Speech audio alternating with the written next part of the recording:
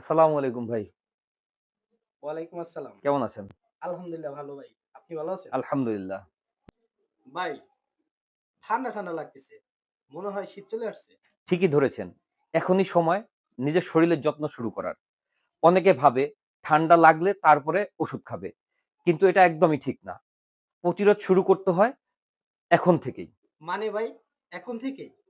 হ্যাঁ, যেমন ধরেন প্রতিদিন গরম পানি পান করুন, সন্ধ্যার পরে পাতলা জামা পরা বন্ধ করুন, রাতে হালকা চাদর বা কম্বল ব্যবহার করুন। যদি আগে থেকে আপনার অ্যালার্জির সমস্যা থাকে তাহলে ডাক্তারের পরামর্শে অ্যান্টিহিস্টামিন ব্যবহার করতে পারেন। ও আচ্ছা। আমি তো ভাবতাম ঠান্ডা লাগলে তারপরে ডাক্তারের পরামর্শ নেওয়া দরকার। সেটাই আমাদের বড় ভুল। ঠান্ডা একবার শরীরে ধরে বসলে সহজে সেটা যায় না। আর গরম পানি এবং গলা পরিষ্কার রাখা এই দুটো অভ্যাসই সবচেয়ে সহজ প্রতিরোধ। বুঝলাম ভাই। তাহলে আজ থেকেই শুরু করি। এই তো রোগের আগে এই প্রতিরোধ এটাই আসল চিকিৎসা। সচেতন হন, সুস্থ থাকুন। সচেতনতায় সোহাগ ফার্মেসি, চরবাতালিয়া বাজার।